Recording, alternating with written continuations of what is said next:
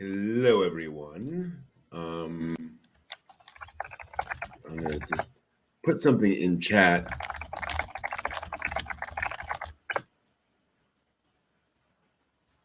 Let's see what we're gonna do. How we're gonna go ahead and do stuff.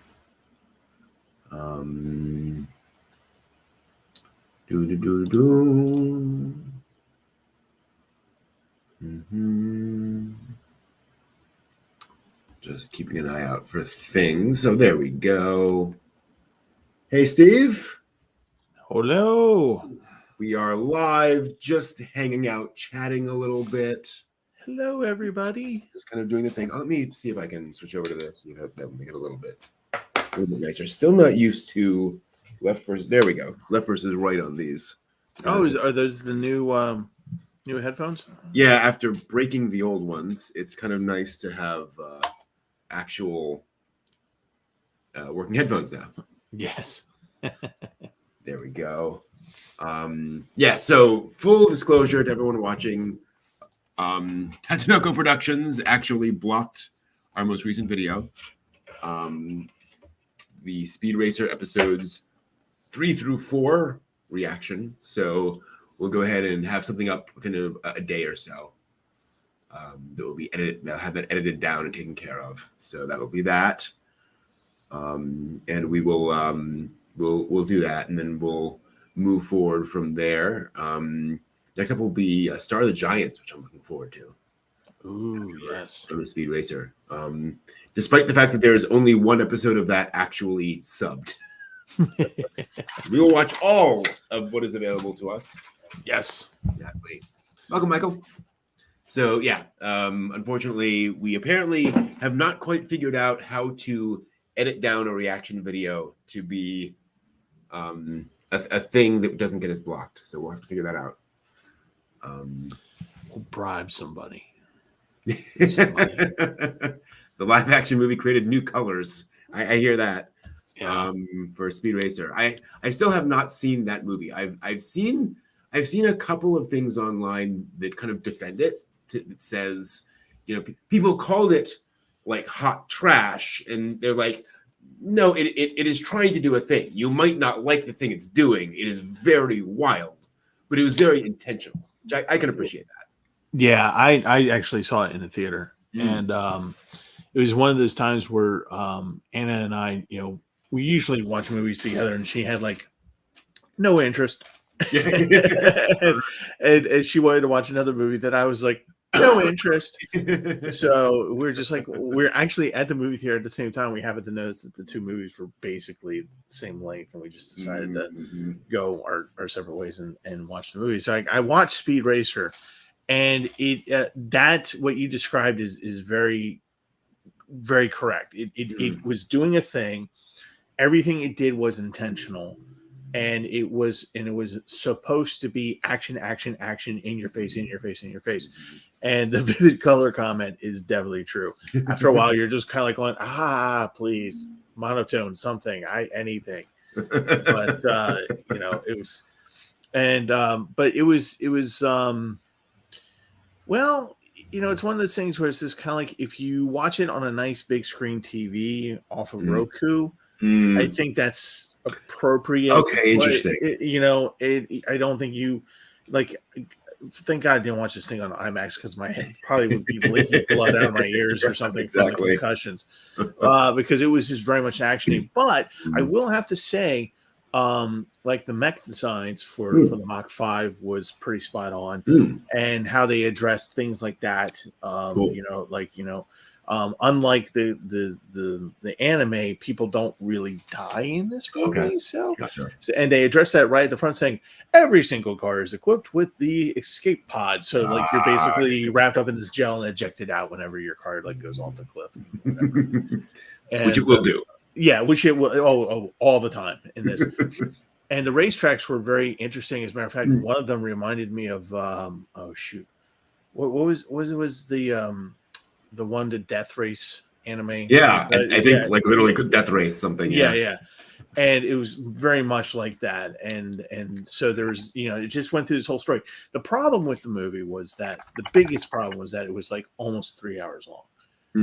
and so it was like almost too much. And it Okay. was just Yeah, like yeah, yeah. it's like if they had parsed it down to like 100 minutes or even just 2 hours or even 2 hours, I think that would have been good. I will say John Goodman was a good fit as Pops. Okay. And that kind of thing. And but yeah, I mean, and for God's sakes, don't do any hallucinogenic drugs when watching this movie, because you'll just be like, ah. Just to go off topic for a second, one of my favorite John Goodman roles. There's a TV show called Community, which is a sitcom about a group of folks at a community college, and one of the characters ends up in there's a side thing where one of the characters is in a bathroom and he like fixes something in the bathroom, and somebody sees that and they do a whole Good Will Hunting parody about how he's this genius plumber. And so like the night school not the night school, like the local HVAC school like tries to hire him away from community college to go to their place, and the HVAC school the dean of that is played by John Goodman as the like creepiest, darkest like emperor from Star Wars kind of character. He's just sitting there. No, I think you really want to join our group, and he's just perfectly playing this like really bizarre Men in Black kind of a character, and it's just fantastic. God, he does those evil roles so well. He really does. So yeah, the movie, you have to buy into the camp, you have to buy into the colors, okay, yeah, and that kind of thing. But interestingly, the storyline that they use is actually the beginning of the anime, which is trying to buy Pops into their racing thing and trying to get Speed into their racing program, which is there a little bit any windshields. What's that? Is there any no none of that stuff. They didn't have time. I mean, with all the actiony stuff that goes on. I mean, this is about as shonen as you can get in terms of live action. I mean, there's this stuff happening. Like when they have the hand-to-hand combat stuff, you're just like, okay, good, light stuff happening right now. All right, good. Michael in chat has a brilliant idea. I think. What's that? Oh, Galaxy Express 39s as like an HBO live action series. Dude, I could totally see that. Yeah, I could totally see that. That would be spot on. Yeah. And we are now at a time technologically where that's we could do that. Yeah. Yeah, because and as Michael points out, like budget wise, a lot of the scenes are on the train. You have a train set. It's easy. Yeah. But then you can have a lot of those, and the cool thing about Galaxy Express is, like, a lot of the weird sci-fi stuff is relatively incidental to the stuff happening on the train. So you can have, the weird CGI shots and we're on this weird planet. Then you go back on the train for a while. So you don't have to just, churn budget on all that. Right. I think it's great. You have, that would be that would be something. What would you do with a conductor? Like, would you keep the conductor kind of kind of a faceless weird thing, or would you make it like something more like an android, where like it's obviously not human? Would you make it just a human character? I'm not sure. Yeah, that's a good point. I would like to keep it faceless. Yeah, and just kind of this amorphic figure, so to speak, that walks in and says the cryptic things, and I can just see like at the end of the show, it's going, "Oh God, it's the conductor! What do you say? What do you say?" No, that would be awesome. Yeah, that would be awesome. Of all Matsumoto's things, like Galaxy Express is definitely the most live action adaptable, I think. Yeah. I wonder, has there been a live action Harlock? It feels like there must have been at some point. No, I think there has been a CGI one though. Yes, I've seen that one. Yeah. Let me see. Adaptations in other media rather.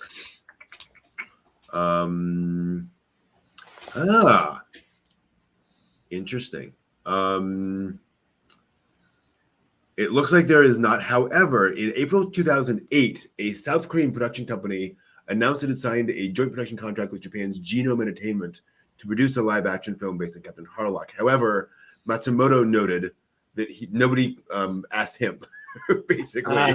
Yeah, that He's like, would be problematic. I'm willing to bet he's probably just like, I'd be okay with that, but talk to me. Yeah, exactly. Yeah, I have Harlock. a little bit of control over this. Yeah, Harlock's interesting because you can definitely go off the rails with Harlock. You can really misunderstand the tone of that and make it just like whatever. Well, then, and also Harlock is basically like how many series? Yeah. So that is definitely like a franchise thing that I'm sure Matsumoto was like, no, well, I got a lot of stuff going on in the universe going on here. So, let's not take my main character away. Exactly. Michael's suggesting Anna Torv for Maytel. I am not familiar with her work, but looking at her, yes, I am in agreement there. It's always hard, and I think, granted, any Leiji Matsumoto work, you're gonna have to sort of reconfigure your imagination around those character designs. Yes, yeah. Or she's gonna have to have a huge wig. Just saying. Yeah, invest in the wigs. Well, I mean, or they could go like really bad, like they did with the first Full Metal Alchemist live action, where I was just like, going, great movie, but oh my goodness, the wigs. Yeah. Oh dear. Yeah. It's one of the interesting things to me always about anime adaptations is figuring out like anime is not meant to be real. So there are all sorts of aspects where they're like, why not just give her, floor length hair? And why not do all these things? It doesn't matter. But then you get into live action, it's like, it matters now. Like that. And that was like the whole big thing with what's her name playing Faye Valentine in live action Cowboy Bebop, where everyone's just like, how come she's not wearing the costume, the yellow costume? And it's just like, the costume designer that I used to, and I knew from the previous theater I worked at was like, yeah, no, that's not even physically possible. The physics are against that. Yeah. And, and even the actress was just like, we kind of tried, but it just kept riding up. Yep. Riding up. And how is she going to, and how would you have her do the martial arts in those boots? Right. Yeah. Exactly. I mean, you want to talk about, suspension of disbelief in anime. I mean, there you go right there. Yeah. Michael's asking about what would you do, Tetsuro? Honestly, I would have to age him up. I would make Tetsuro, older, a little older. Yeah, but I think, the fact that we have Stranger Things, the fact we have a lot of these things shows that you can, you can hire 11-year-old, 12-year-old who will nail it. Yeah. And will still have the kind of childlike innocence. I mean, it's one of the interesting things about, I think, in general, like live action over the past 10, 15 years. I don't know when it started, but like it used to be you didn't hire child actors. Right. Like it just never worked. There was a reason why like they hired Kyle MacLachlan for Dune, because they're like, we're just gonna not be able to find a 15-year-old who can do this. And I have Timothée Chalamet, who's obviously like 23, but like you have this ability now to get younger actors who can do it. Actually do the thing. Harry Potter is certainly one of them, like one of the outliers. Yeah, when they got that crew. Yeah. Harry Potter was definitely like, oh wow, like they can act. Like good job. It's like the casting call just went. Thank you, almighty hiring gods. Thank you for blessing us with these kids. I saw the one of the casting tests with Daniel Radcliffe for the original Harry Potter, and it was really interesting. It was actually like his coach coaching him for the interview, and he wasn't very good. Right. He was just kind of doing his thing, but like on the 5th take, boom, it was there. Right. And the coach was like, that's it. That's what you need to do. And being able to figure out kind of with a lot of these child actors. I know we talked before about Jake Lloyd in Phantom Menace, where apparently like he was a brilliant on one of any of like 12 takes. You just never knew which one it would be. Right. Ugh. Well, speaking of Dune, So how do you feel about Christopher? I'm doing really bad, Christopher Walken. Christopher Walken doing the Padishah Emperor. I know. I am too. I'm a little bit like, Christopher. I'm like vacillating wildly on this. My initial jaded reaction is it sounds like stunt casting. Yeah. We get a big name, Christopher Walken, right? I trust Denis Villeneuve to make that an effective performance. For me, the question is how much we get of him, because if he's kind of like the Baron, where it's like, okay, we're going to cut to him for the 3 scenes he's in, he's just like the Emperor has never been a huge part of the plot. Correct. So if it's just, because we need somebody to do that for a little while, that's fine. Fine, yeah. Well, the Kyle MacLachlan or the whatchamacallit, the Lynch Dune version of Dune, you really didn't see him that much in the Padishah Emperor. They basically just said, who's the most regal old guy we know? Okay, here we go. In fact, he's basically just he's in the opening sequence with the Guild Navigator, and then at the end, pretty much. Right, yes, that's basically it. Yeah. So we'll see. Speaking of Dune as well, they announced a new Dune game at the Game Awards this week. Oh, and the trailer it's a very pretty trailer, but it's explosions and people running across dunes. It's like, okay, whatever. Yes. Oh yes, I did see this. Yes. And I was like, when I was watching, I was like, oh, fine, it's gonna be an action game, whatever. And then they go, Dune, an open world survival MMO. And I was like, yes. Yeah. That is the game Dune needs to be right there. Yeah. I'm very much looking forward to that. That just sounds perfect for that franchise. Yes. I just can't see it being like, play Dune the game, like in the book. Oh God. Am I gonna start hearing things in my exactly? Hey, did I just hear a voice? What's going on? Don't move your hand from the Gom Jabbar. They tried and failed. They tried and died. Right.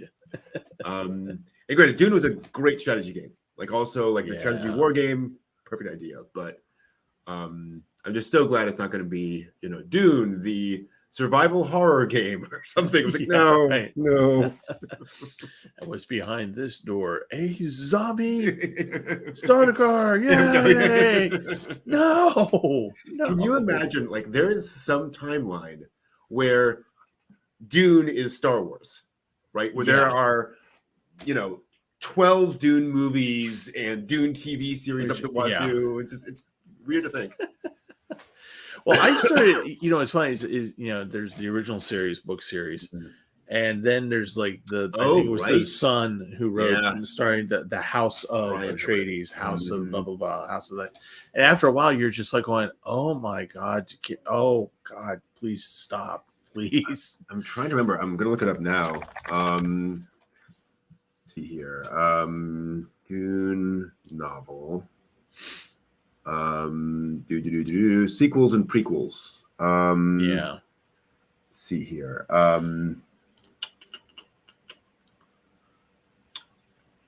Okay, Dune franchise development publication. Is that okay? They don't even have a list. You have Dune House Atreides, Dune House Harkonnen, Dune House Corino. Right. Then Dune the Butlerian Jihad, the Machine Crusade, the Battle of Corrin, Hunters of Dune, Sandworms of Dune, Paul of Dune, Winds of Dune, Throne of Dune, Leto of Dune, Sisterhood of Dune, Mentats of Dune, Navigators of Dune. And 2 years ago, there's a new trilogy of prequel novels, Duke of Caladan, Lady of Caladan, Heir of Caladan. Yeah, that's a little much. Yeah, I stopped after a House Corino. It was so the prequel novels tell you about the major characters. House Harkonnen was kind of interesting on how the Baron became the way that he was. Oh, okay. And it tells the story. And these books are supposed to be canon. Okay. And I think, and it was just like going, oh, oh dear. Oh, I don't want to spoil it, and plus, it's before sure. 10 o'clock. Mm. Yeah, the Bene Gesserit kind of said, "Oh, really? You're going to do that to our people? Okay, well, this is what we're going to do to you." Oh, okay. Yeah. Yeah, and the weird thing about these books is that when they talk about the various planets and the people that they're on and stuff like that, they give you a map, a world map, right? Cool. And it seems like these worlds are like half the size of the moon. Like there's like Okay. very small, they're very small Mhm. planets. The populations themselves are actually very small. Mhm. And it's just kind of weird how like, Yeah. it's just like, oh, you would think that there would be like a world, you would have your Yeah. army would be of millions, Mhm. kind of things. Hmm. But no, it's very small. Atreides was what you would expect it would be. Yeah. Corona was kind of interesting in that it was really the start, the story of the friendship between the Padishah Emperor in Dune and the Count that was supposed to be the Kwisatz Haderach but failed. Oh, interesting. And they're best friends. They're best friends in the story, and it okay. tells how he became emperor. Kind of a thing, and how he moved forward. And boy, did they play him to be the idiot!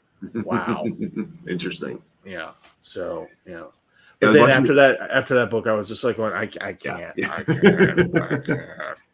Yeah, I was watching an interesting video that contrasted Dune and Star Trek, saying that both started at basically the same time, 60s, right? Right.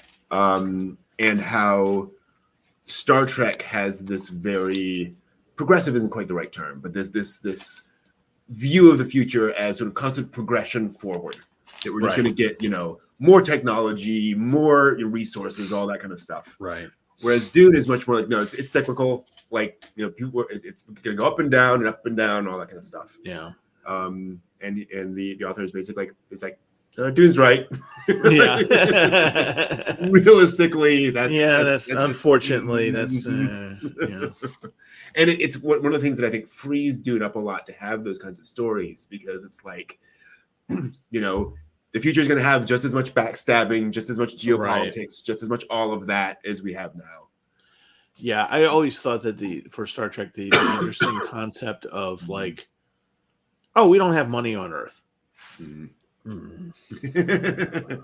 Okay, I get what you're saying. I get where you're trying to go with this, but there's no way in that. It's just right. That's that's not a thing.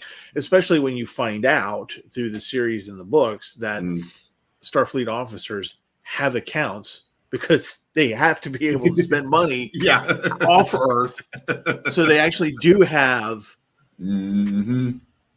So Well, Star Trek was always best understood, and I remember the fandom at the time, and again, I was kid of the 80s, but still, that's kind of all that Star Trek was back in the day. Yeah.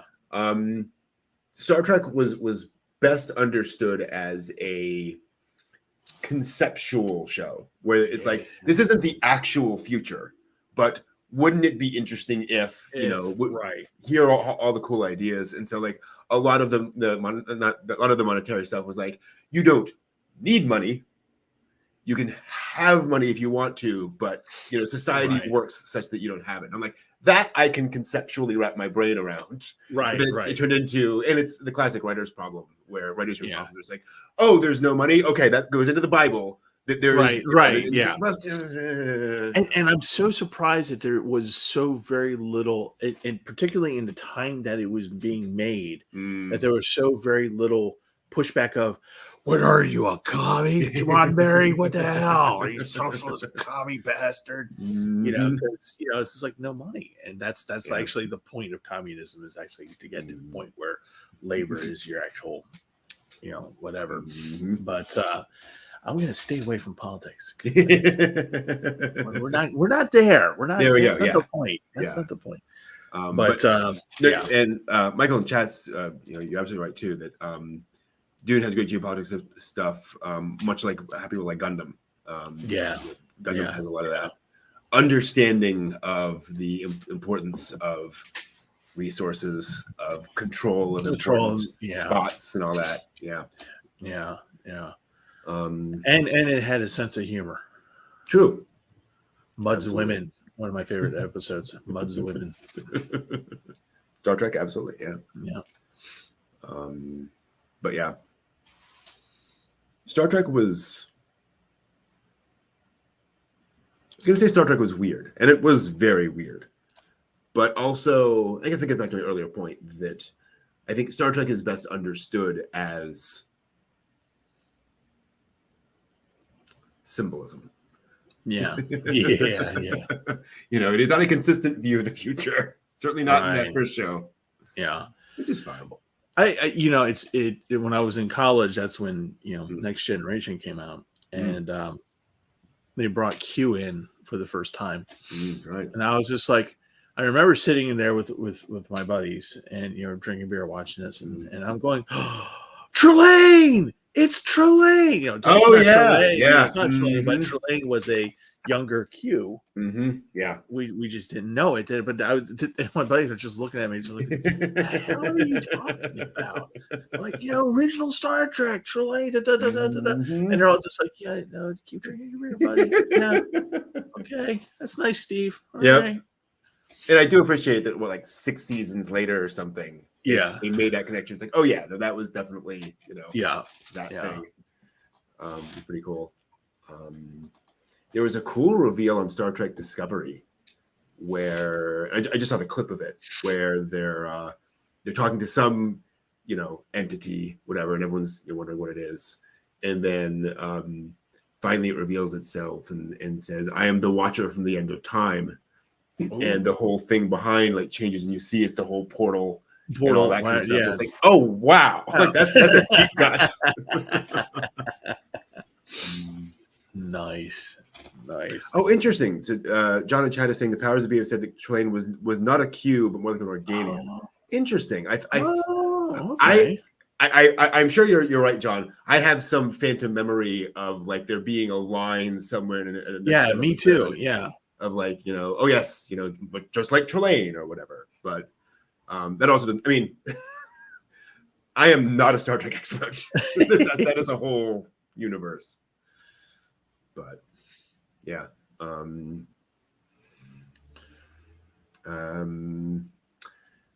Yeah. Star Trek absolutely falls into the great man theory of politics. Absolutely, no question. Which is, I've always found that theory interesting because it's like,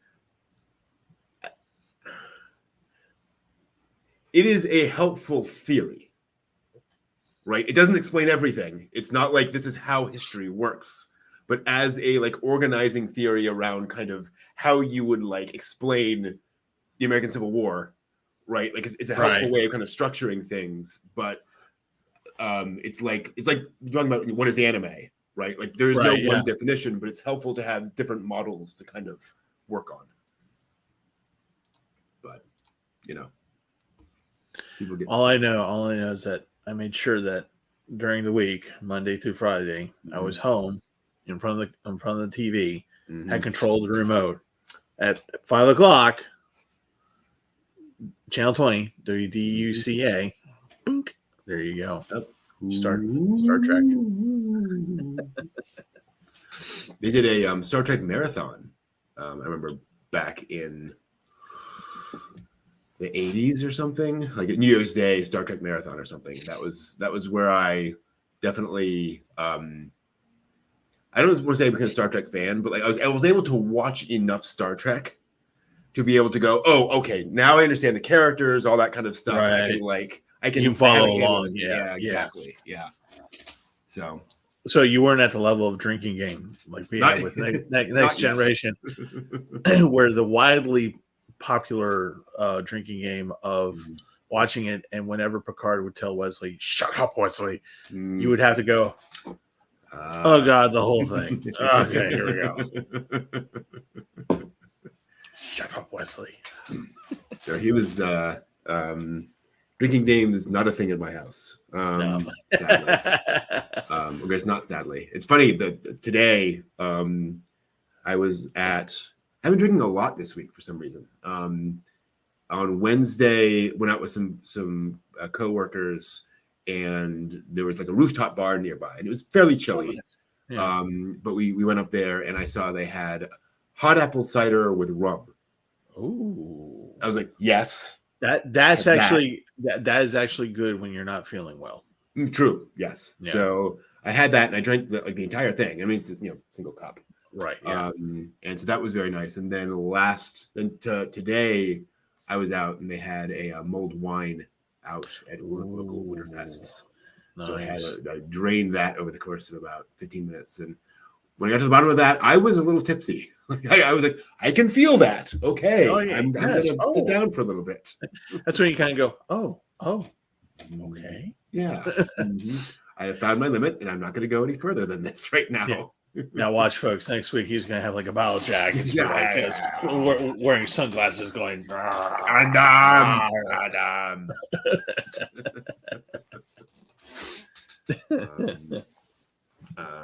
Latest Spy Family tonight. Nice.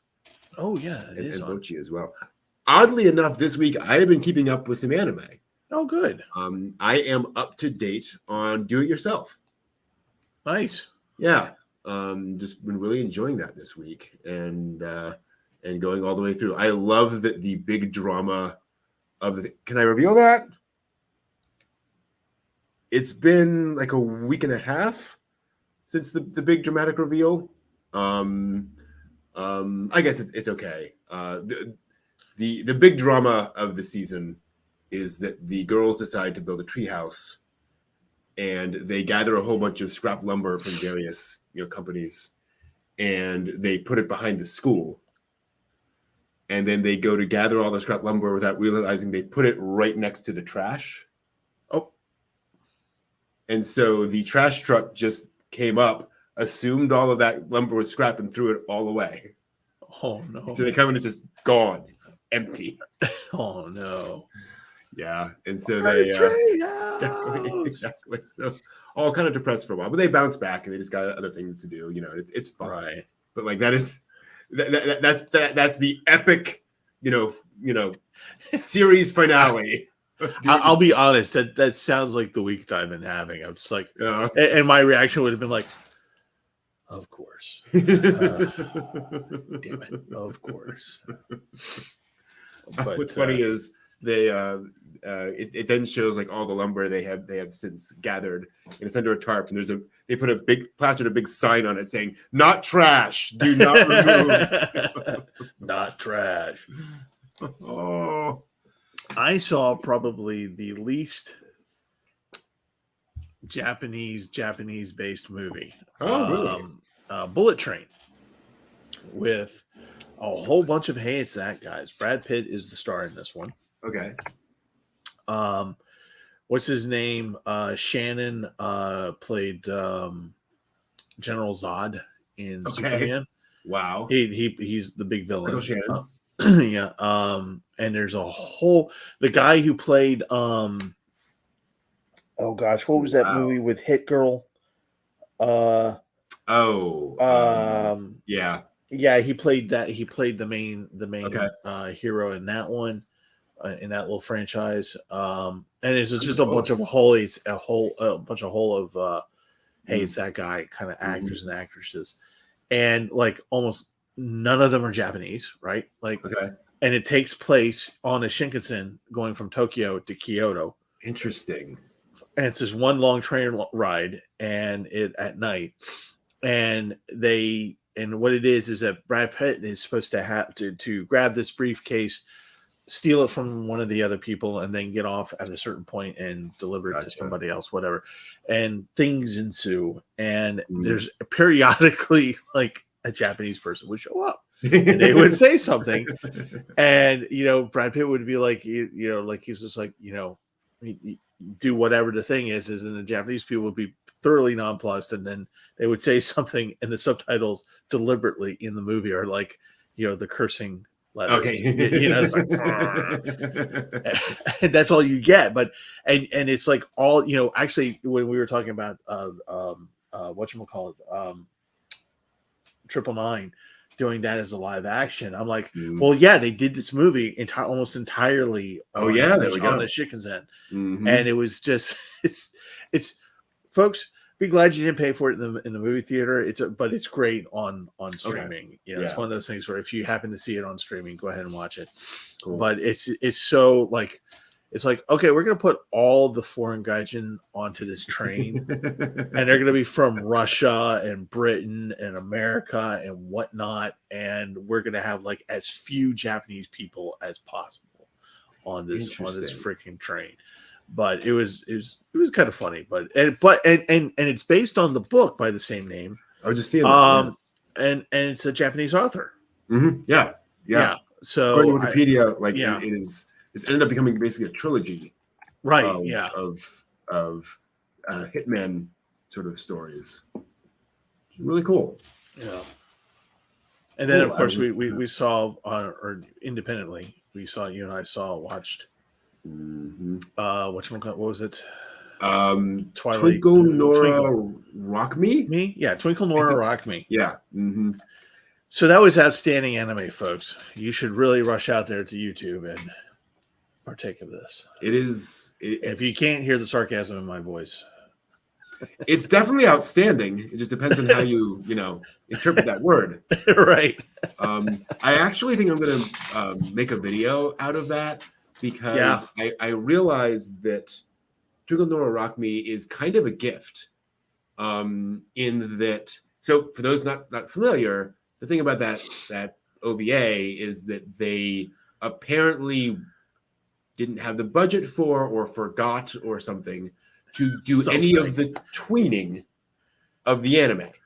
Right. So the animation has just the key drawings, but none of the in-between drawings. And it's the only anime I can think of that does that. So like, I think it's actually going to be a really effective way of making a video saying, okay, here's what key animation is. Yes. And here's what actually, I didn't think about it that way. Yes, exactly. That's exactly because that is exactly what it is. Mm-hmm. Like I literally when it was first going through, and I was just like going, oh God, there's something wrong with my tracking, with my streaming. Oh no, wait, this is my TV. Wait, it's not my computer. What's going on? Oh my God, this really is the animation. Mm-hmm. Holy crap. But it is definitely a product of its time. But I am like you interested. But you said you read or have dipped a toe in the manga. I read 4 issues of the manga, which was all I could. I think it was this very short-lived manga, basically a parody of Marvel Comics. So she is this sort of, random girl who gets superpowers and starts punching Galactus, who shows up for no reason. Very much a parody, very much, silly. Right. Kind of roughly in the tone of like Dirty Pair. But like where Dirty Hair has actual like episodic stories, it's just here's a quick scene of Nora doing something crazy, and then another scene of something else. There's not much going on, and it's really fun. And like it is in like a Marvel style artistically. Yeah, it is. It is. And then the anime, obviously, they couldn't do any of that, so it's just a completely generic sci-fi kind of action story instead. But yeah, if you get a chance to check out, and I think it's hold on. It's on YouTube. Yeah, I'm trying to remember the name of the original. They said this is a sequel to Nora. There was an adaptation of this called Nora, which came out the same year in anime. Yes, right. I don't know. It's kind of like when I watched that. Was it the future butt kicking person thing? And I was just like, wait, there's this. I watched the sequel. What? Yeah. Nora Scholar, yes, is indeed her name. Wow. Let me see here. I'm gonna see if I can find. If I do Nora, go back to my. Okay, yeah. The original manga is called just Twinkle Nora. Twinkle Nora. Yeah, and if you check it out, like it's really fun. It's very, in fact, heck, we have the technology. Present, share screen. This might be a little spicy, right? But nothing too crazy. Oh, Oh, look at that. Okay. So yeah, so it's very, again, sort of very Western comic style. Oh yeah, I was gonna say definitely. But then, Yeah. of course, we got to have the bikini, Oh yes. and then just kind of various random wall stuff. Let's see if we can find something more, because I remember, 5 chapters, all I could find. But yeah, very. It's interesting because obviously there's a little bit of a Japanese-ness, like the machines and Right. so forth. But the style is, again, very kind of ridiculous Marvel Kirby kind of stuff. Yes. Come forth, Rockman. Yeah, exactly. And then she, it punches her, and then she, Shrek. Oh yes. Yeah. So I was just thinking that she should be teaming up with Cleopatra DC. Definitely. Oh yes. I saw something about that recently. I'm never going to be able to find it, but like something we watched, so like something notable, like the character designer like got his start on Cleopatra DC, something like that. Wow. I was like, oh wow, Wow. Good Lord. Oh. So that was a series. Nora, let me just see if I can find. Oh, look at that! YouTube has the original Nora OVA, which is an hour long. And that's obviously I can't show any of this, but I'm just kind of scrolling through it, and it looks like it is also fairly generic anime sci-fi stuff. So that's interesting. I wonder if. So then, why make Twinkle Nora Rock Me? I wonder. I don't know. Huh. Weird. Maybe this did well. And they're like, okay, we'll. We made a little bit of money. Let's do something. How much money do we have? Nothing. Yeah, exactly. The description on YouTube is this is the original and relatively much better Nora adaptation. Oh gosh. Oh, the TV Tropes page has relevant links. That will definitely be helpful. Not Nora Roberts. There we go. Weekly Shonen Jump series is the same name. At least time as the previous one. Developed by the manga's creator on an astoundingly low budget. Boy, yes. Well, that is very true. An understatement. Yeah, exactly. And then, Kenny Lauderdale posted clips of it on his channel in 2019. Wow. And it became infamous, so to speak, which is accurate. Twinkle Nora Rock Me, definitely an experience. I mean, if you can, I think it was very incredible that one of her powers in that OVA was that she could take 2 pieces of iron and create a synthetic drum kit and have like club music playing, so that the Max was that the little person's name? Sure. Dance, let's have a dance. Max the Miner. Max the Miner. Nora and Fuchiro have a climactic final fight that essentially boils down to my psychic powers are stronger than yours, which is about right. Yeah. Oh, yeah. It's one of the things I love about that time period is there was just so much stuff being churned out that you'll be able to find something you've never seen before, guaranteed. Yeah. Yeah. Push the button. So what are you thinking about? Well, I'm thinking that we should have a guy who isekais as a Twix bar, and he's got to save the world, and Galactus comes in. No, we can't use Galactus. Okay, Mothra maybe, and then the Kamen Riders will help him, and just go down the thing. Okay, here's your budget. Make it.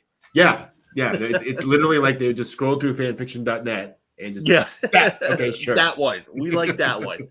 I was really drunk when I read it, but that one, yes. Oh boy. But yeah, Nora definitely a lot of fun in its own way. Yes. As a dead end of anime in the 1980s. Oh. But What when are you some- stop and think about that for a good. moment, Yeah. when you stop and think about it, like there's so much of that out there in the 80s and early 90s where people were just like, money, go, run with it. And then you have stuff that actually rises above it. You know, you actually have, you know, like the Matsumoto universe, the Legion universe. You have, you know, all these. You have Gundam. You have all these things that actually made it out of the mire, so to speak. And it's just kind of like interesting to see how, like, you know, how you had all these things, and like people were just like, okay, well, we tried that, didn't work, whatever. I gotta find a job. Well, you know, this place over here is hiring me for them to draw some mech, a war mech, and Gundam something. I don't know. Okay, I need the rent money. Here we go. And then it just turns into something, this huge thing. I came across a really interesting quote, which I will have to reuse later. Yoshiki Tomino is sort of universally considered kind of like this god among anime, particularly among like TV anime. And somebody said, and I apologize if I said this before, one of the reasons for that is that he is able to take the diverse needs of advertisers, toy makers, fans, and like TV networks and make a product that works for all of them. And so many of these things, like, you know, you hit one of those four, right, or whatever, you know, and you're able to get kind of sort of there, but being able to balance all of those things and make something like, I'm sure if this is, you know, basically made by the original creator, he was scraping money from all sorts of places. Like he did not have the industry contacts that Tomino would have to say, okay, you know, yes, you give me money, you give me that money. And so just all these things you have to think about when you're making something like that, you know, no wonder so many of these just sank. It actually kind of reminds me a little bit of Opus towards the end of you know, when towards the end a little bit, you know, you have this huge ass story that's going through, and he just kind of ends it. And then you get the actual ending later on in the manga. Well, actually, no, I don't. Okay. But yeah, I'm just like going, okay, so that's the end. You end it on a panel, and it's just like them jumping, and it's like, oh, why are we ending it here?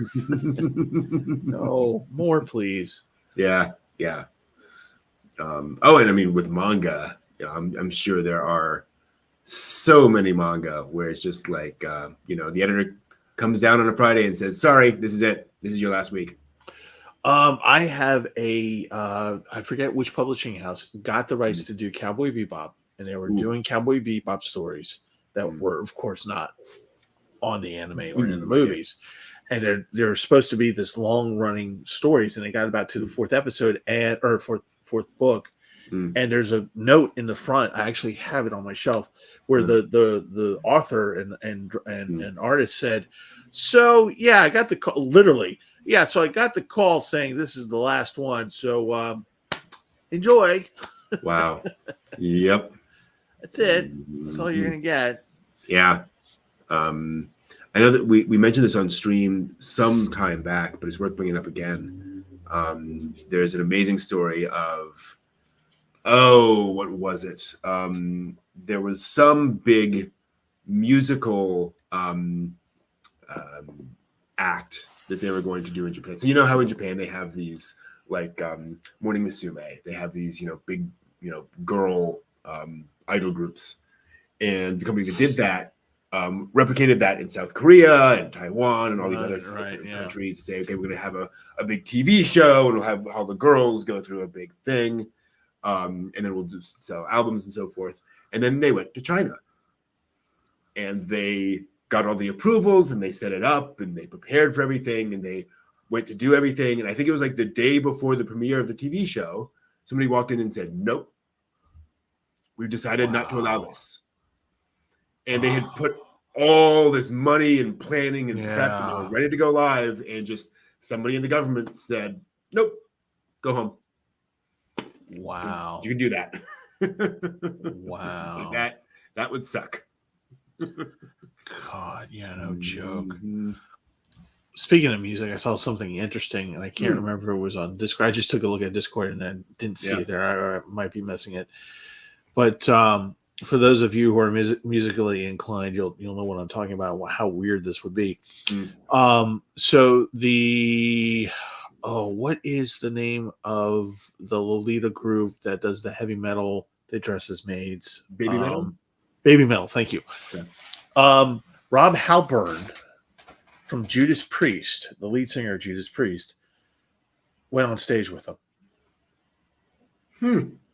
And it's the most oddest thing to see. And I'm just like, I'm thinking back from the 80s, the heavy metal days of the 80s, and Rob Halpern and just seeing him with the Baby Metal girls. I'm like, how did this, where? I mean, it's kind of awesome, but how did this, who originated this idea? My God. My goodness. All right. Okay. Yeah. Mm-hmm. And yeah, John and Chat, you're absolutely right. Like there's tons of stuff out there that just didn't have the legs to go further than nothing. Thank goodness we got an anime out of it. Like, Flying Witch, just right. That would be very easy to just kind of be a manga and then go away. Yeah. So who knows? But I'm just happy we're getting or that we got Quiet Country Cafe in manga form. We've got an anime of that, and the manga is coming over here. Life is good. All is well. All is well. All indeed is well.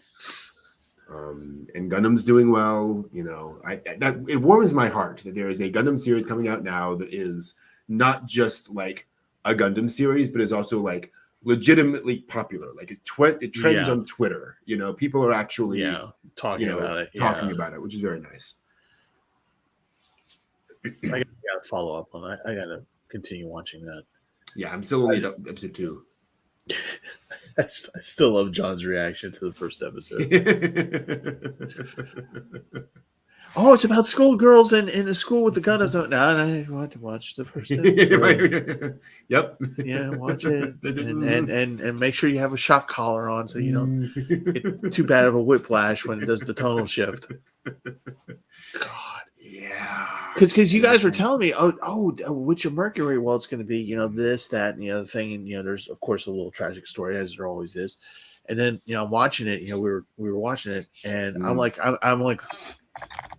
oh my God. Yeah. Oh my God. And then it just switches over to her. Hi, I'm at school. I'm like, ow, ow, what the hell happened? Well, that is one of those things where, and I'm glad the prologue came out because that prologue episode came out because episode 1, you're like, okay, this is fun, but it doesn't really feel much like traditional Gundam. Right. Like it's schoolgirls and all that kind of stuff. And it's fine. Obviously, it's going to go there, and Gundam can be a lot of different things. Go back to the prologue, and it's like, oh, this is familiar. Yes. Oh, we know this pain. Yep, we know this pain. It's almost like, like years after you break a leg, you go, oh, ow. Yes, I remember that. Okay, ow. So John in chat is claiming that there is a very brief shot of Millie from the back in the latest Trigun Stampede trailer. Oh, really? Where? What part? I am currently scrolling through. I've actually not seen this trailer. That's very. Oh, you cool. haven't? Oh, it's it goes. Trailer number 2. Goes. Oh, trailer number 2. Have I seen? Yeah, because I've seen several of the trailers. I don't think I've seen this particular one because it opens with a lot of like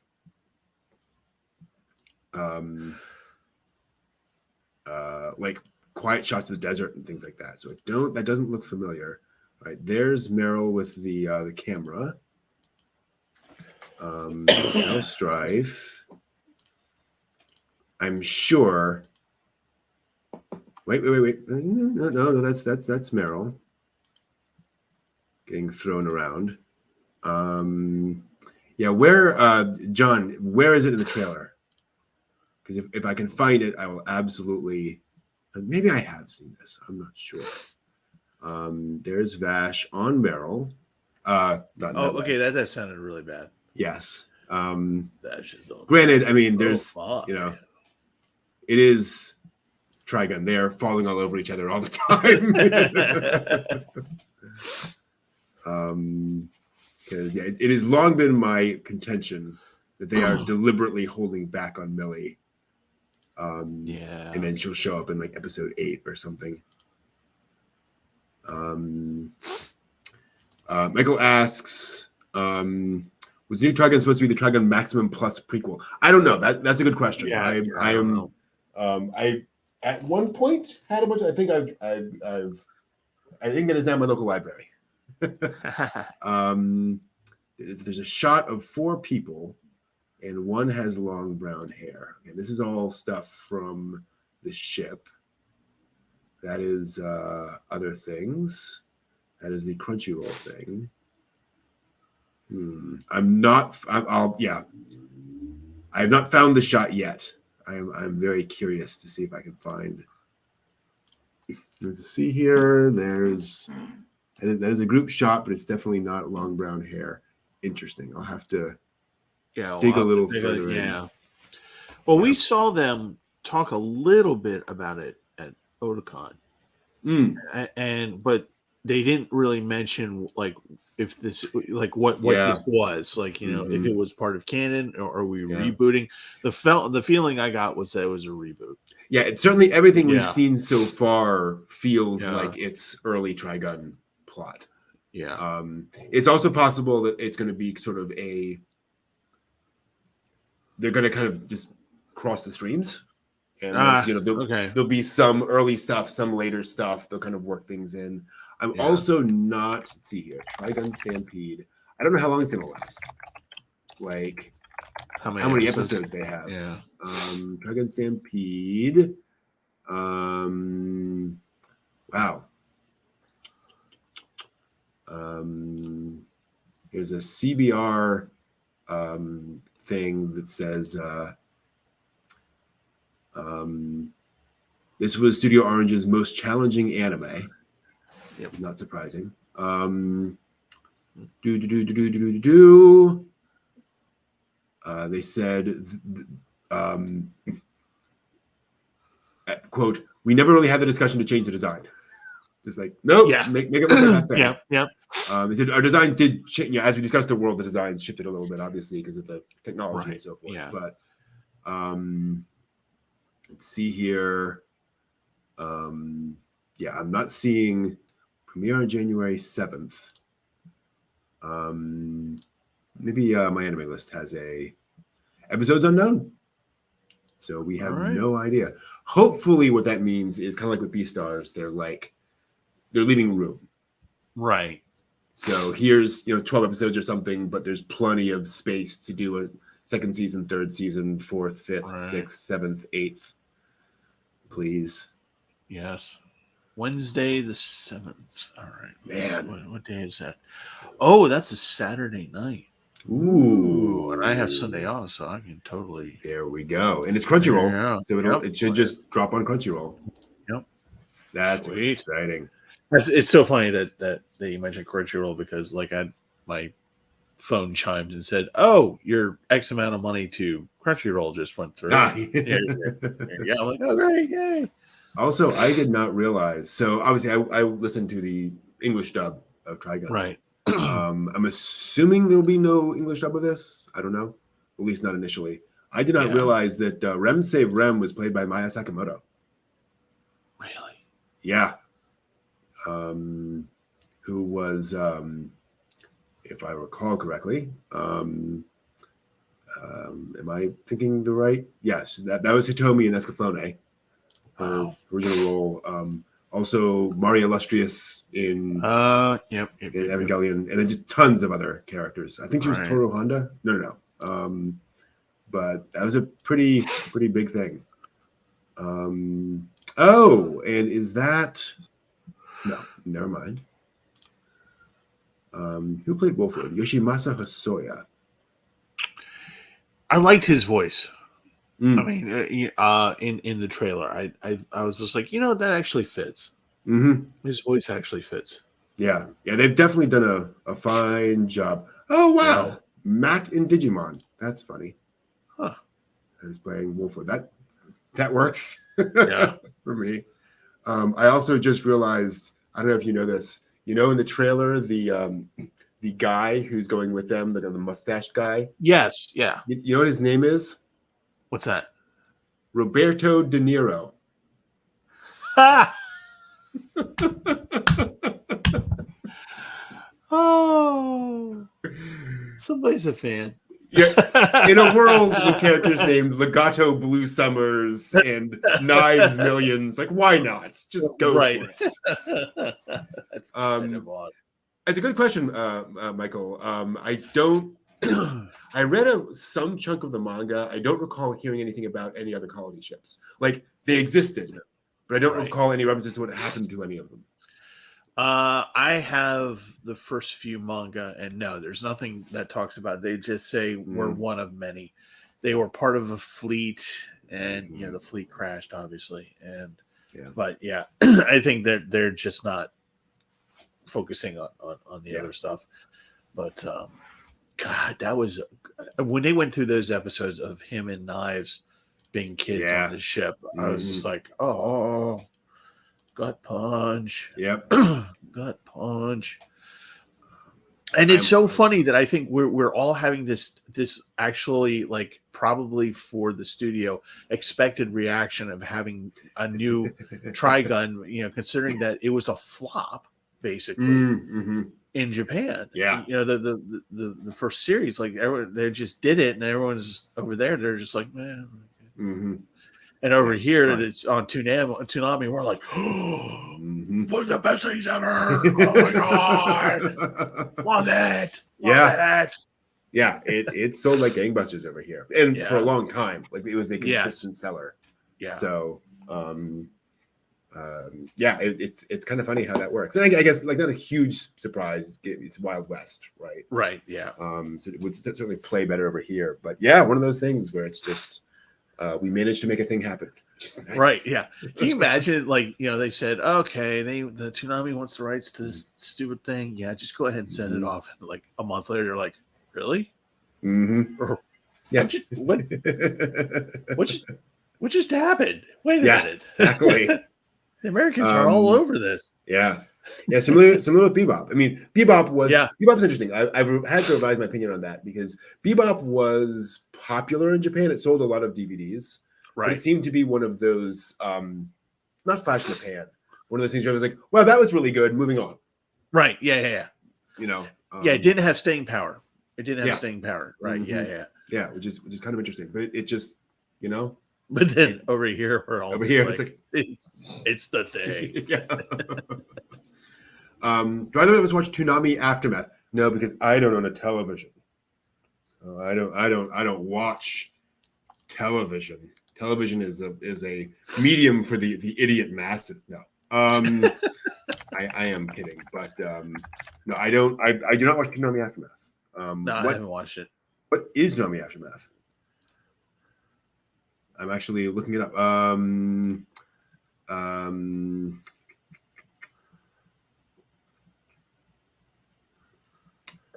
Is this a website? Is this a web channel? I am not familiar with Toonami Aftermath. Honestly, yeah, I know nothing about it. Oh, it's okay. It's a website that reruns Toonami. Gotcha. I was not aware. Yeah, ToonamiAftermath.com. There it is. Interesting. I am glad to know this. Yep, there it is. Yep. But that's interesting because like right now they're showing Powerpuff Girls Z. Yep. Which is awesome because I never got a chance to watch enough of that. Cool. This may go on my list. Outlaw Star starting at 9:30. Oh, look, Interstellar. Wow. Oh yeah, look at that. And Rift Tracks. San Sanding the Ice Cream Bunny tomorrow. I think we found something here. I Yeah. think this is I mean, going. Unfortunately, I am not going to stay up until 2:24 a.m. to watch Santa Claus and the Ice Cream Bunny. Oh, but- come on. God, I died watching that. Good Lord. That is one of the greats. Just straight It up. truly is. Absolutely. Wow. That's really cool. Put this in my Interesting. Yep, there we go. There's a PST and ESC. Cool. I'm assuming this is. I'm looking. It is already on Eastern time. Yeah. Yeah. So. it So is correct. Sunday tomorrow morning. Wow, Spider-Man at 6 a.m. Mm. Fantastic Four. Iron Birdman. Oh God, Zorak Space Ghost. Animaniacs, Freakazoid. The Tick. Nice. Freakazoid. Oh my goodness. Mm-hmm. Oh God. Freakazoid had one of the grossest jokes I've ever heard on terrestrial television. Uh-oh. They're going through a sewer, and Freakazoid looks down and looks up and goes, "Oh God, I hope that's a chocolate bar." Oh, no. Good Lord, no. Beast Machines, Starship Troopers Chronicles. That's awesome. Batman animated series, Justice League. Mm, Oh, and we got Stardust Memory at 5 o'clock. yeah, look at Look at that. that. Oh, Palaver. Wow. Is that Oh. as a TV series? Yeah. Interesting. Big O. There's Big O. And Gal Gaigar. Now's the time to get back into Gal Gaigar. Tsunami After Dark. Very cool. Outlaw Star. They got Outlaw Star. Yeah, sure enough. And yeah, Pokemon the first movie. Cool. Santa's Well, Village. Okay, we got it. Oh, this is definitely going Thank you for the new needle Yes. for my addiction. Yeah, on Twitch, I have like half a dozen channels. I'll make sure to pause this. So I have obviously Rift Tracks. There's 24-hour Mystery Science Theater 3000. Like that's got to do that. OSI 74 TV, which is all like retro, horror movies and sci-fi and such. Shout Factory. Oh yeah, Which weirdly enough, I was on that like a couple of days ago, and they were showing the Sound of Euphonium movie. Yes, we were watching it at the same time. I came across. Oh, that too. okay. There we go. Yeah. Bob Ross, of course. Yeah. And there's a fun one called Old Timey Computer Show. It's all like actual TV shows about computers, but like in the 90s. Oh wow. So all of those shows about the latest video games and look at how amazing WordPerfect is now, all that kind of stuff. God. That's fun. Oh, and look, you've got a new helper named Clippy. Yes. So that is fascinating. And it's like you get UK shows, Australian shows, all sorts of stuff. So not something you would necessarily like sit down and spend an evening watching, but it's fun popping in and seeing just some old. The other night they were doing. Remember the ads for those old like video game cheats VHS tapes? Oh God, yeah. And so they were showing like one of those clip things of here's how to beat. So you're gonna with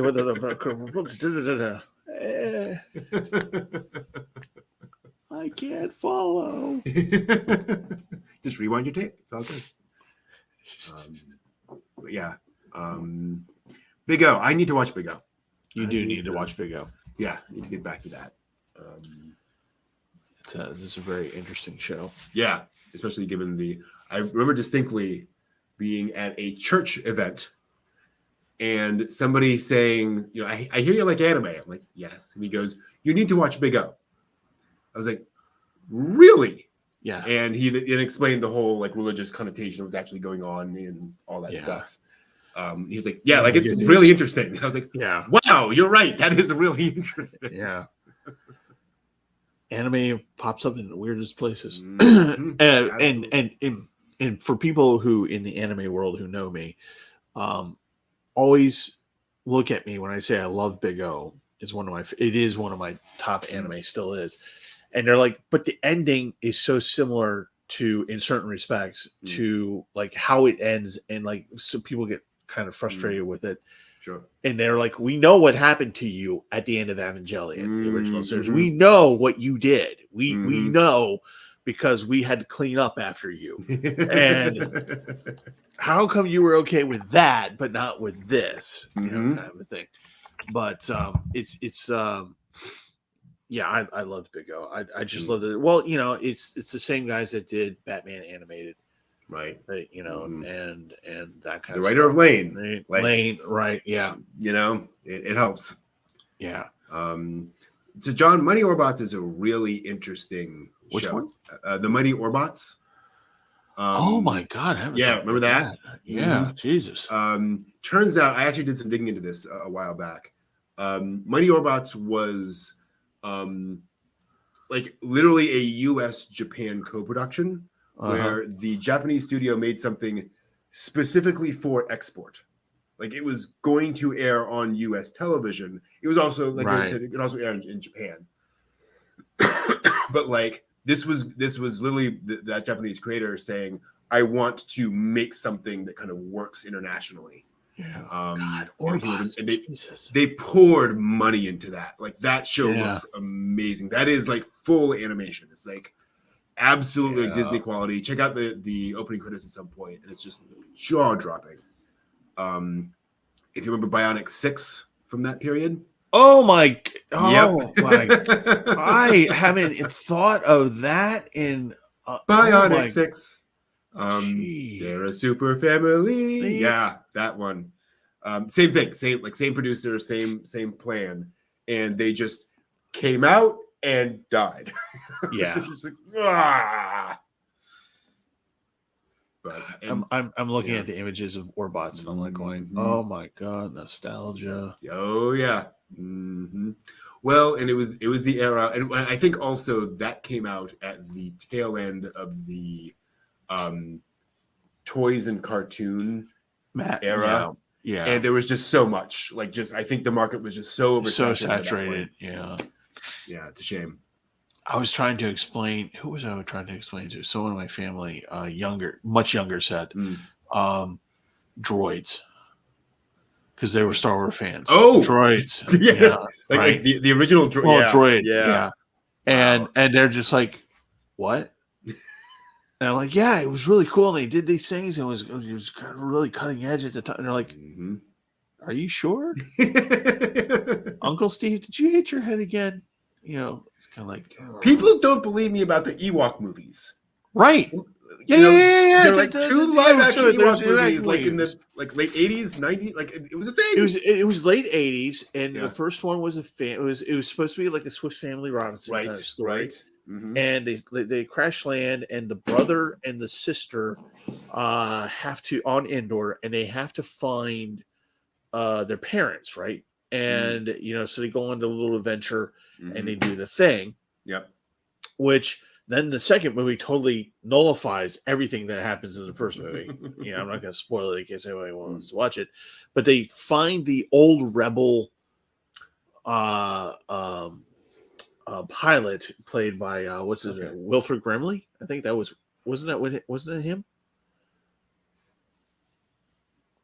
Wasn't that him? Or am I just like I'm hallucinating again? I'm pretty sure Wilford Brimley was not in Star Wars, but I don't know. Yeah. But anyway, so you know, but yes, there are I can validate what you're saying. Yeah. There were 2 Ewok movies. Okay, so we've got the Ewok Adventure in 1984. Yep. George Lucas was a writer on that, although who knows? We have various actors narrated by Burl Ives. Wow. And all of the sort of various random people. Then Ewoks, The Battle for Endor. The Battle for Endor, yes. Damn, Wilford Brimley. You're absolutely right. Wow, I had no idea. Wow. My mind is blown. Wow. Okay, yeah, there. Wilford Brimley was in Star Wars. I need to go through the. Talk about diabetes. Yeah, exactly. Oddly enough, he does not show up on any of the publicity photos, at least on IMDb. Wow, that's nuts. Wilford Brimley and Warwick Davis together again. Yeah. Speaking of which, I may have to get Disney Plus just for Willow. I haven't watched that yet. Yeah, I've got Disney Plus. Okay, yeah, it's worth having, I think. Okay, but you have to be for those of you if you don't have it, you have to be into Marvel and you have to be into Star Wars to make it worth it, worth your time. Yeah. But that may be one of those things where how folks will like, I know what you're subscribe. saying. Subscribe to HBO for a month and get the things. Yeah. So. Yeah. I do that too. Yeah. I have to see. Willow is weekly, right? Like they're actually. I think so. That, yeah. Episodically. I don't think they dump Willow like the entire series. I think it is a weekly. Yeah. And so the question will be, the film TV series. Number episode 3.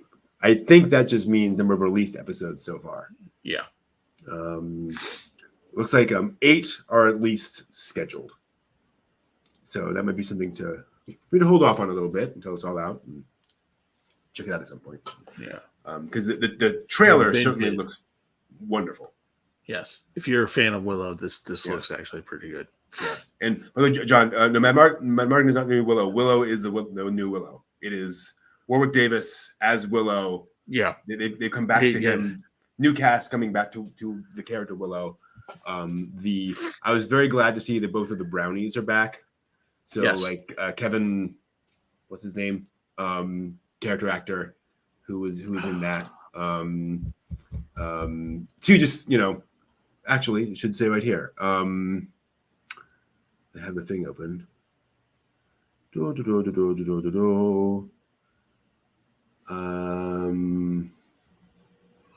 in the Kevin Pollak.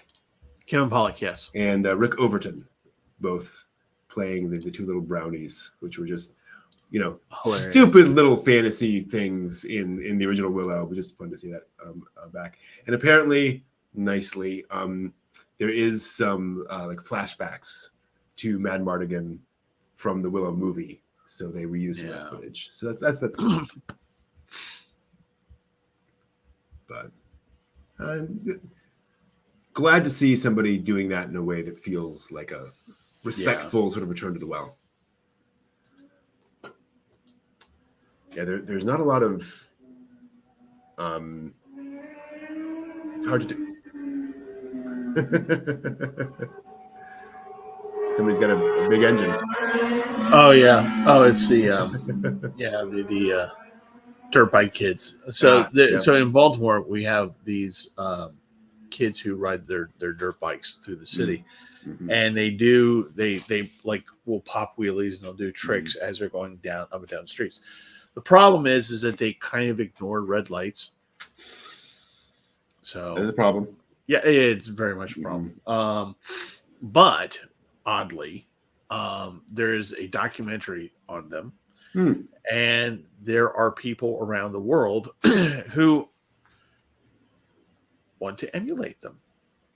So you see this in Paris, you see this in London, and they refer to the kids in Baltimore doing it. Wow. But what is interesting for you gearheads out there is that some of these bikes are homemade. Wow. Yeah. So some of these kids have actually kind of some engineering chops and cool. Mechanical skills that they put together. It's kind of weird seeing some of these bikes. It's like, I don't know if any of you watch The Walking Dead, but there was one point when Daryl gets this motorcycle that this guy was building. He just finished it. And it just looked like this monster of a beast. Just looks like it go through walls and stuff. You see stuff like that out there sometimes. And cool. It's just like, but it's like some 14-year-old kid just like riding on this huge thing. And it's just like, It's like, dude, all right.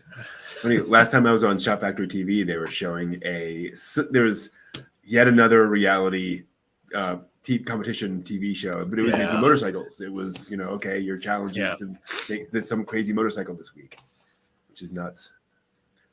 John's seen homemade mopeds that could do 90 miles an hour. Yep. Crazy. Yeah, we got those too.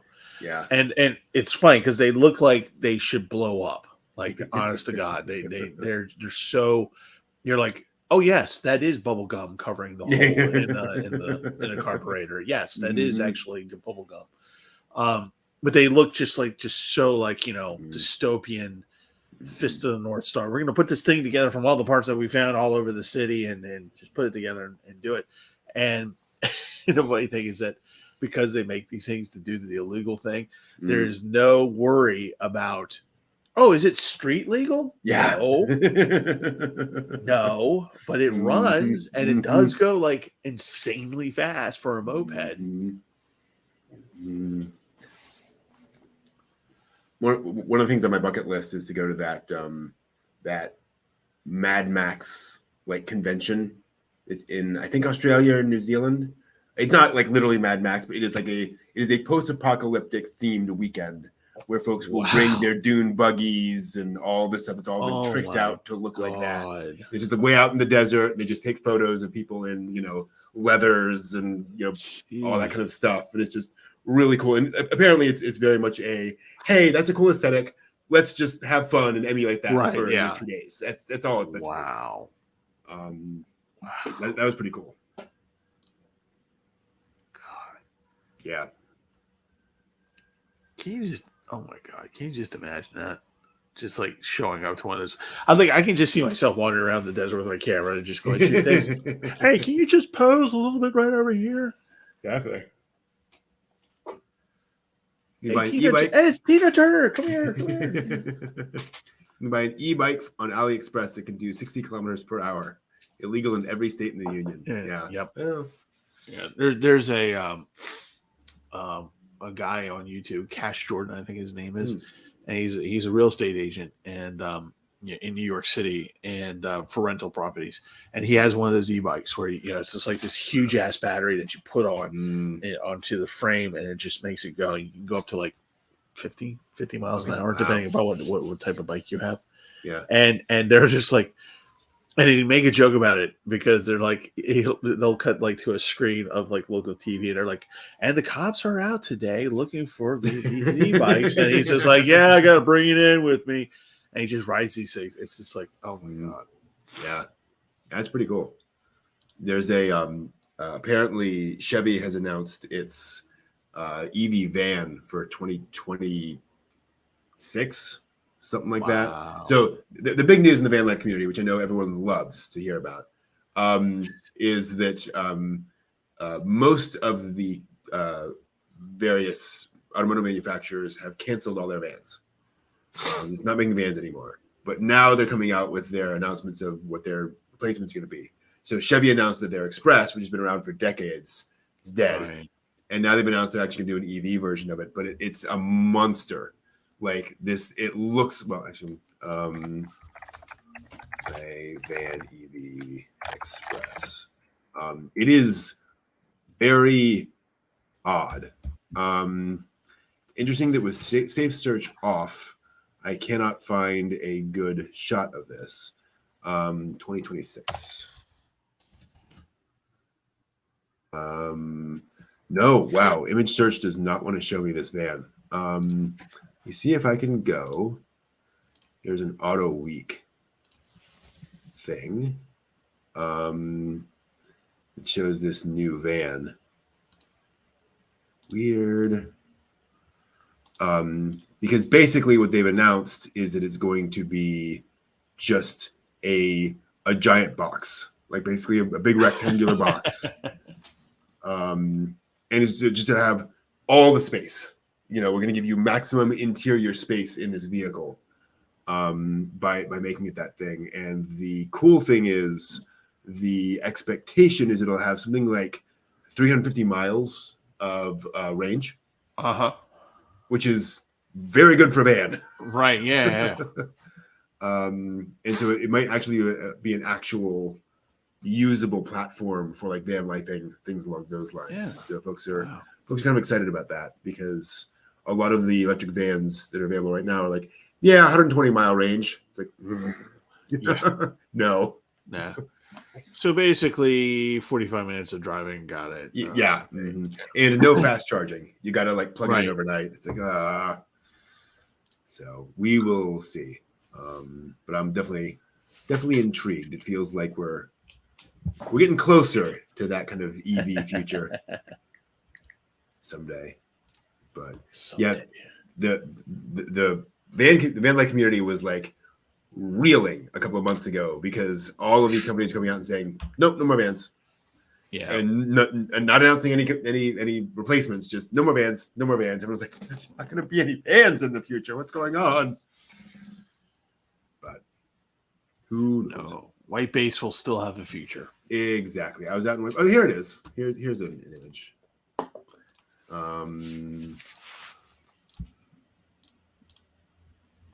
This apparently. Good Lord. Yeah. Mm-hmm. Oh my God, I would bang that thing up so bad. So yeah, it's just maximum interior space. Wow. Just kind of interesting. Seriously. I kind of like it. I got to admit. Yeah, but I would be so horrible in that. You know, I'd probably be yelling out the window, "Keep your kids away! I'm parking." It has wings too, which is pretty cool. So it can fly. It can fly. Yeah, I love it. What does it say? Is there any? It's Bilky V. Yeah, 350-mile range of the first model.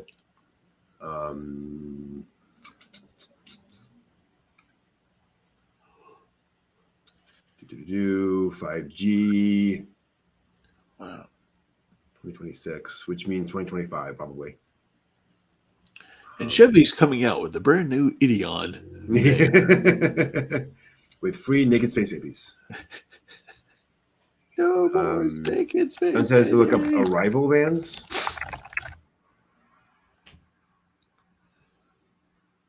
Whoa. Ooh. Wow. That's wow. So I saw the Amazon version of that the other day. Really? Yeah, in my neighborhood. Cool. Is this UK only? Looks like it. British built arrival. Yeah. So I'm assuming this is sadly not available in my country. Oh well. Yeah, that's a bit extreme for me at the moment. Maybe if I get used to it. But that's definitely a take. We'll see. Yeah, the Amazon thing was huge. The van was huge, Really? and it had a really big open, like the UPS one. The picture that the image had was like a really huge. Oh yeah, there we go. Yeah, open. Yeah. Yeah. And when I search for Rivian Van Electric, a bunch of them are like Amazon. Yeah. So that must be it. Interesting. Wow. That looks. I may have seen one of those. That looks vaguely familiar. Interesting. But yeah, and this is one of the problems with vans is that just they're being bought by all the corporations, right? Because they need delivery vehicles, and so that's the market now, realistically. But we'll turn your van into a home. Something I am trying not to do weirdly with White Base. I'm trying to keep it as close to a regular van as possible, so it doesn't classify as an RV. Oh yeah. But I'm figuring out. I actually bought a couple of things the other day just to kind of do things a little like a fold out. I built a little fold out table for the van, and discovered that my woodworking skills are not up to par for something of that level of kind of complexity and folding and all the different things you need.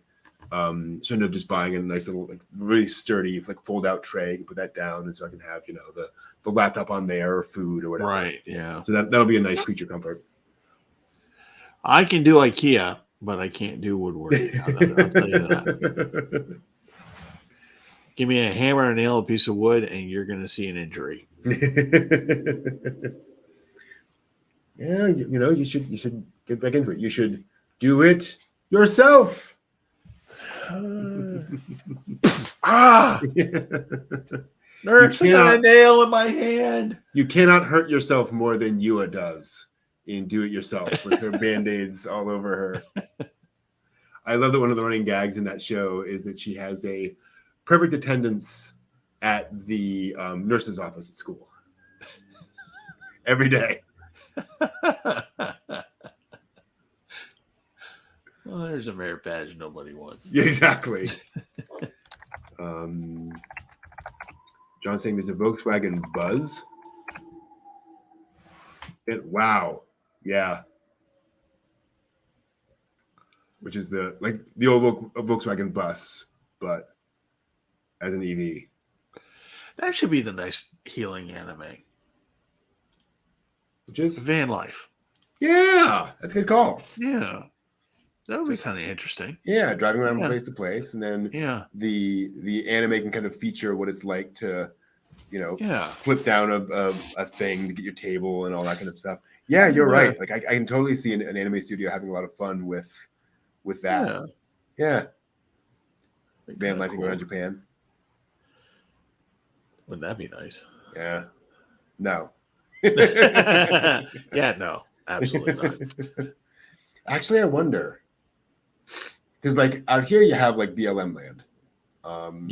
I wonder how much of that there is in Japan, or just like how much public parking is there.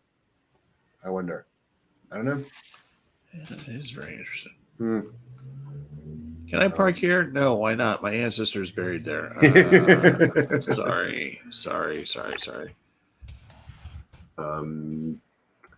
Wonder now there is like I know there is a big there's definitely a van life thing. There was a hilarious video a while back. I think one of you shared, like maybe John shared it, of people who have put tiny homes on the back of trucks. Yes. Pickup trucks. Yeah. Yes. I just watched one of those for the first time the other day. Yeah. And dude put it on. I was like, wait, you have it on a trailer hitch. And and it's just this tiny little, literally it looks like like if you went to a Christmas village, right? Mm-hmm. And somebody just said, okay, here's the porta john that looks like a German village thing, and we're just gonna put it onto this hitch. And there you go. And the guy had a heater. He went out to some park somewhere, and he had a heater and like little windows. And it's just really hard to convey like how it just literally looks like a tiny house. Yeah. It really, really does. It's got like, and it's like, we're not talking like a utilitarian window. It's just like a window with molding, and, the interior is like, pine studded wood and things like that. And, it's just like very comfy. But when you're a big guy like me, I'm probably like, I can just imagine myself like going, okay, I'm having fun. Yeah, this is great. I have heard folks say that one of the reasons van life is popular in Asian countries is because the height difference. Yeah, like it's a fair point, but that's changed. So according to this article from Bappa Shota, who is a van lifer, he left Japan at the age of 19, spent 9 years traveling the world, recently returned to Japan, converting an old delivery van into his camper van. And he says there are ubiquitous public toilets in Japan. There are bathhouses. Right. So you can get your shower, you can clean up, all that kind of stuff everywhere. There are also all the roadside stations. You got your convenience stores, all that stuff. And all the things are there. They say there's a lot of free. Yeah, because they actually take care of their vending machines like we do. Jesus. Right. A lot of free campsites. And obviously, you have Japanese food. Yes. That is a thing. Cheap. And then widespread infrastructure. So, the roads are good. They go up everywhere. A lot of bridges, ferries connecting islands, things like that. So that's not a problem. He also says no negativity towards van lifers. Oh. Where he says one of the advantages is because since van life in Japan is not as popular as in some countries overseas, Japanese people are more curious about van life than they are, oh, you van lifers, right? Right. Also, I suspect having a house on wheels in Japan is less weird. So actually, no. I was going to say samurai. You're basically a samurai, right? Okay. Well, you're a Ronin, Ronin, right? Yeah. But we had cowboys, so it doesn't yeah. really Yeah. fit. So yeah, I don't think there's anything really obviously cultural there. But interesting, yeah. He says it worked well for him.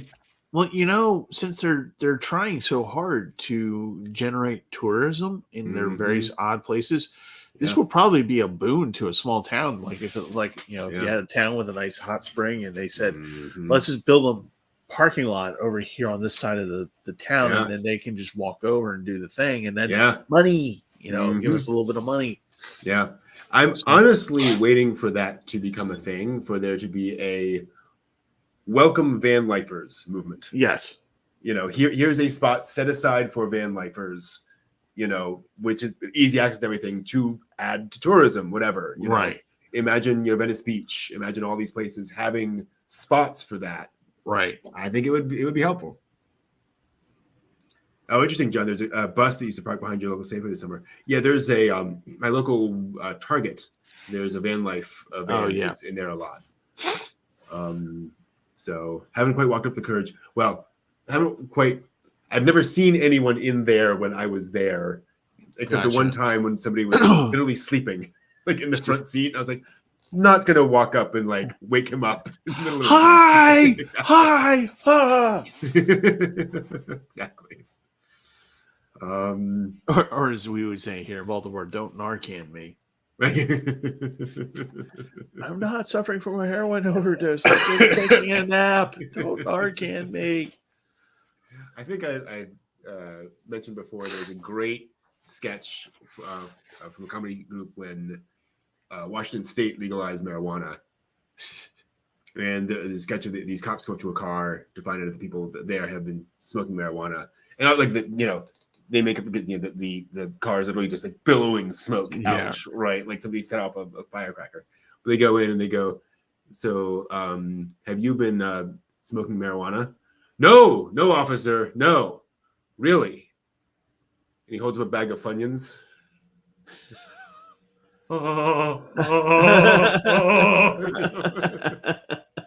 Just opens. These are so good. Yes. Oh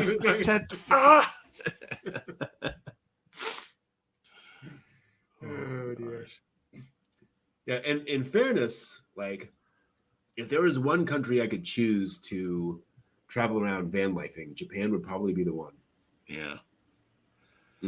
Well, I think it's just to me, I think it's just like just the way they keep things, just clean and B, people take care of their stuff over there. Like that's the thing about. I know I'm going to harp on this a little bit, but that's the thing that makes me mad about America is that we don't. This is such an odd thing to be mad about. Or vending machines. Why can't we just leave them alone and actually let nice things? We can have nice things. Just don't screw with them. Just don't. There's no need to graffiti them or take a screwdriver to them or whatever. Because I'm always watching videos in Japan about people like actually dancing bacon. It's not Japan necessarily, but in other Asian countries, where you actually have like a convenience store kiosk out in the middle of this plaza in the city where you can just walk up and go, oh, I need aspirin or whatever, whatever supplies you'll get like at a CVS or whatever. And boom, there it goes. There's a tray. And it's like the size of like my bedroom. Wow. It's a fairly big thing, but they have a lot of stuff in it. And then, of course, there are all the machines like going, oh, do you need a cake to take home with you? No, but yes, and it's just like, things like that. And things like, like some of the meals that they have in there, I'm like going, really?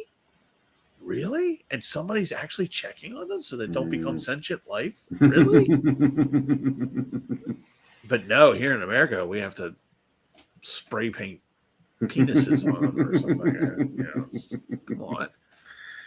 But but more to your point, it's just like, you have those things like, like the roadside, like, you can just pull over and there'll be this kiosk with like 4 or 5 machines just sitting there, and just you can just do the thing and just move on. Or even, I was actually watching a video of this.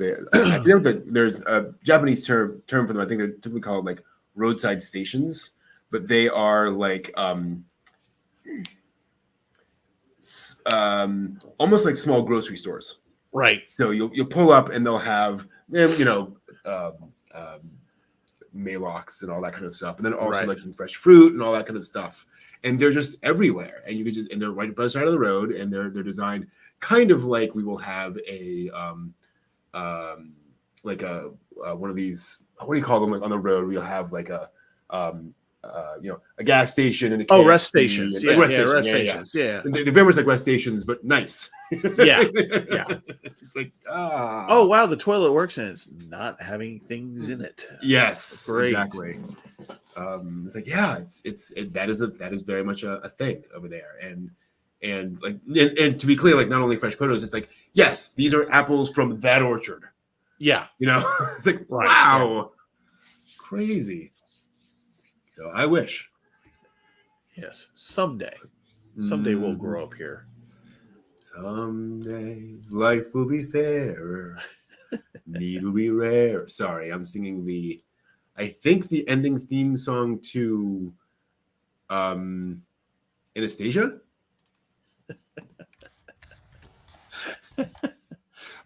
What is that from? All for One. Someday, All for One. What was that from? Hunchback of Notre Dame. Wow, that's right.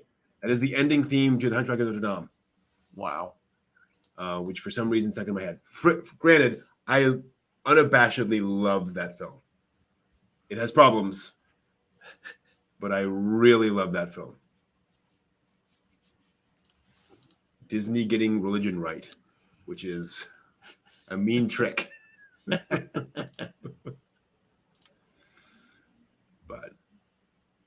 anyway, cool. Well, I think we will call it there. All right. Going for a good amount of time. As always, Steve, thank you for joining me. Likewise. Being part of the conversation. Thanks, John. Yes, thank you. For chatting along. And hopefully we'll get a video up. Like I said, tomorrow we'll get everything sort of restructured and re-released.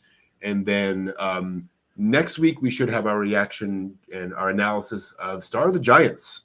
First episode of Star of the Giants, one of the great classic sports anime, arguably the first classic sports anime. Sweet. I'm looking forward to. So yeah, that'll be fun. You get to see where it all started. Do they go to Nationals? I'm legitimately very curious. Like how many of the tropes are there?